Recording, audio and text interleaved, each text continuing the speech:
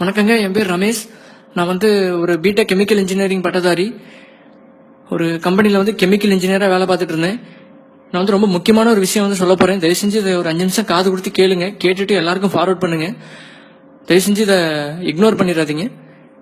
நான் ஒரு அடிப்படையில் ஒரு விவசாய குடும்பத்தை சேர்ந்தவன்.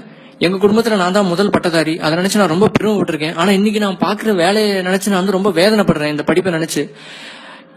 என்ன விஷயம்னு பார்த்தீங்கன்னா, நம்ம சாப்பிட்ற சாப்பாடு பண்டங்கள் எல்லாமே இன்னைக்கு ரொம்ப கெமிக்கல் மயமாக இருக்கு.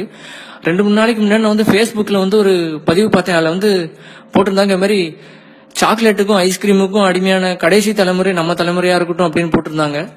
அதை படிச்சுட்டு நான் நினச்சேன், என்னடா ஐஸ்கிரீமும் சாக்லேட்டும் குழந்தைங்களுக்கு ரொம்ப பிடிச்ச விஷயம், இது கூட சாப்பிடலன்னா எப்படி, எல்லாத்துலேயும் குத்தம் குறை கண்டுபிடிக்கிற மாதிரி இருக்கு அப்படின்னு நினச்சேன். அப்புறம் அதை பற்றி ஒரு கெமிக்கல் இன்ஜினியரா அதை பத்தி படிக்கிறதுக்காக வேண்டி முயற்சி பண்ணேன்.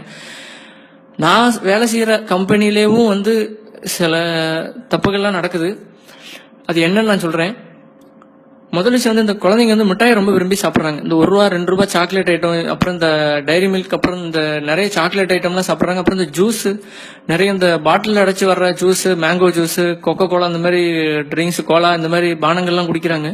அது எல்லாமே ஒன்று கூட ஒரிஜினல் இல்லைங்க. எல்லாமே ரொம்ப மோசமான கெமிக்கல்களால் செய்யப்படுது. இது நீங்க நிறைய ஃபார்வர்ட் மெசேஜை கேட்டிருப்பீங்க. இருந்தாலும் கொஞ்சம் பொறுமையா கேளுங்க. முதல்ல இந்த மிட்டாய்கள் ₹1 ₹2 மிட்டாய்லாம் இந்த ஸ்ட்ராபெர்ரி, மேங்கோ இந்த மாதிரி ஃபிளேவர் வருதுங்க. அது எதுவுமே உண்மையாலே மாம்பழமோ இல்ல ஸ்ட்ராபெரி பழமோ போட்டா அந்த மிட்டாய் ஒரு ₹10 ₹12 விலைக்கு விற்கணும். ஏன்னா ஸ்ட்ராபெரியோடைய விலை அந்த மாதிரி.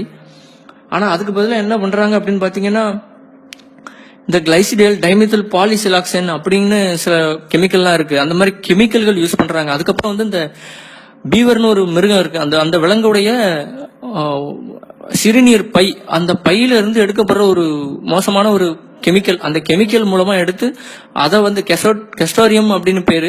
அது நம்மளோட பெர்ஃபியூம்ல இருந்து நம்மளுடைய சாப்பாடு இந்த மிட்டாயில எல்லாம் சேர்க்கறாங்க. ரொம்ப மோசமான ஒரு விஷயம் அது. அதுக்கப்புறம் ரெண்டாவது பாத்தீங்கன்னா, இந்த நீங்க இந்த இப்போ இந்த நிறைய ஃப்ரைடு சிக்கன் அப்படின்னு நிறைய கடை வந்திருக்கு. அந்த சிக்கன் கடையில பாத்தீங்கன்னா, இந்த நக்கெட்ஸ், சிக்கன் நக்கெட் அப்படின்னு சொல்றாங்க, சின்ன சின்ன சிக்கன் பீஸ். அதுல பாத்தீங்கன்னா ரொம்ப மோசமான ஒரு கெமிக்கல், டெர்ஷரி புட்டைல் ஹைட்ரோகுயினோன், TBHQ அப்படின்னு சொல்லுவாங்க. நீங்க கூகுள்ல பாத்தீங்கன்னா தெரியும், பூட்டேன் அப்படின்னு சொல்லுவாங்க. அந்த கெமிக்கலை அது உபயோகிச்சு அதை இது பண்றாங்க. ஏன்னா அது பெட்ரோலியம்ல இருந்து கொண்டு வர ஒரு கெமிக்கல். அதுக்கப்புறம் பாத்தீங்கன்னா, நம்ம சாப்பிட்ற இந்த ஐஸ்கிரீம், முக்கியமான விஷயம் நான் சொல்லணும்னு நினைச்சது இதுதான். ஏன்னா ஐஸ்கிரீம் குழந்தைங்களோட ரொம்ப ஃபேவரட்டான ஒரு உணவா இருக்கு. நிறைய குழந்தைங்க ஐஸ்கிரீம் சாப்பிட்றாங்க. ஐஸ்கிரீமுக்கு அடிமையா இருக்கவங்க நிறைய பேர் இருக்காங்க. ஆனா அந்த ஐஸ்கிரீம் என்னைக்காவது யோசிச்சிருக்கு, அது ஏன் கெட்டி ஆகாம, இப்ப நீங்க வீட்டுல பால் எல்லாம் சேர்த்து ஃப்ரிட்ஜுக்குள்ள வச்சீங்க அப்படின்னா அது கட்டி ஆயிரும், ஒரு கல்லு மாதிரி ஆயிரும். அதான் ஃப்ரீசிங் அப்படிங்கறதுடைய வேலை. ஆனா அந்த ஐஸ்கிரீம் எப்பவும் என்னதான் -டிகிரில இருந்தாலும் அது மாவா வருது. அது ஏன்னு யாராவது யோசிச்சிருக்கோமா? அதுக்கு காரணம் அதுல சேர்க்கப்படுற ப்ரொபிலின் கிளைகால் அப்படிங்கிற ஒரு கெமிக்கல். அந்த கெமிக்கல் எதுல இருக்குன்னு பாத்தீங்கன்னா, அதோட இன்னொரு ஃபார்ம் எத்திலின் கிளைகால் அப்படின்னு பேரு. அது இந்த கார்ல இருக்க ரேடியேட்டர்ல யூஸ் பண்ணுவாங்க. எதுக்கு அப்படின்னா, உறைஞ்சு போயிடக்கூடாது தண்ணி அப்படிங்கறதுக்காக யூஸ் பண்ணுவாங்க. அதே கெமிக்கலை 1% 100 கிராமுக்கு 1 கிராம்ங்கிற விதம் ஐஸ்கிரீம்ல கலக்குறாங்க. அப்படி கலக்குறதுனாலதான் ஐஸ்கிரீம் மாவா இருக்கு. எப்பவுமே ஐஸ்கிரீம் நமக்கான உணவு கிடையாது. தயவு செஞ்சு உங்க குழந்தைகளுக்கு இந்த ஐஸ்கிரீம்ங்கிறது வாங்கி கொடுக்காதீங்க. அதுக்கப்புறம் பாத்தீங்கன்னா, இந்த வெண்ணிலா அப்படிங்கிறாங்க. இந்த வெண்ணிலா பிளேவர் அது எல்லாருக்கும் பிடிக்கும். அது ஒரு டேஸ்ட். ஆனா அந்த பிளேவருங்கிறது தயாரிக்கிறதுக்கே ஒரு குறைஞ்சது இந்தியாவில மட்டுமே 110 கெமிக்கல் கம்பெனிகள் இருக்கு பிளேவர் தயாரிக்கிறதுக்கு மட்டும். அந்த கெமிக்கல் பாத்தீங்கன்னா, வெண்ணிலா, அப்புறம் இந்த ஸ்ட்ராபெரி, இது எல்லாமே கெமிக்கல். இந்த வெண்ணிலாங்கிறது பாத்தீங்கன்னா வேனிலின் அப்படிங்கிற ஒரு செடியில இருக்கிற ஒரு பீன்ஸ்ல இருந்து கிடைக்கக்கூடிய ஒரு வஸ்து. அந்த பொருளை பாத்தீங்கன்னா, வேனிலின் என்ன பண்றாங்கன்னா, இப்ப சிந்தட்டிக்கா சில கெமிக்கல்கள், பெட்ரோ கெமிக்கல், இந்த குவாகால் அப்படின்னு சொல்லுவாங்க. அந்த பெட்ரோ கெமிக்கல், அதாவது பெட்ரோல் எடுக்கிறோம் இல்லையா, க்ரூட் ஆயில் எடுக்கிறோம் இல்லையா, அந்த க்ரூட் ஆயில் இருந்து டெரைவ் பண்ற ஒரு தயாரிப்பு அந்த கெமிக்கல். அந்த கெமிக்கலை நல்லா ப்ராசஸ் பண்ணி அதுல இருந்து வர்றதுதான் வேனிலின் அப்படிங்கிறது. உண்மையான வேனிலின் ரொம்பவும் காஸ்ட்லியான, இந்த குங்குமப்பூ மாதிரி ஒரு தாவரம் அது. ஏன்னா அது இந்த மடகாஸ்கர், அப்புறம் தென்மேற்கு ஆசியா கண்டங்கள்ல சில நாடுகள்ல மட்டும்தான் அது விளையுது.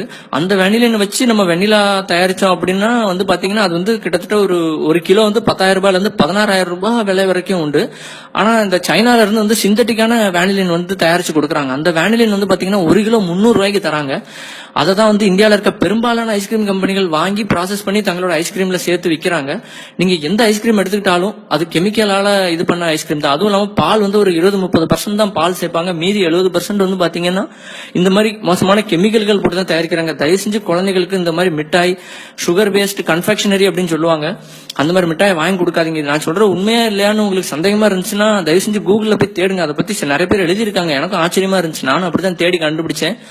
ஒரு கெமிக்கல் இன்ஜினியரா சொல்றேன், தயவு செஞ்சு கெமிக்கலை கொடுக்காதீங்க குழந்தைகளுக்கு. மிட்டாய் வந்து நம்ம ஊர் மிட்டாய், கடலை மிட்டாய், எள்ளு மிட்டாய்லாம் எவ்வளவு நல்லது. நம்மெல்லாம் ஒன்றும் நம்ம முன்னோர்கள் வந்து இழிச்சவாங்க இல்ல, நம்மளால கண்டுபிடிக்க முடியாத விஷயம் இல்ல.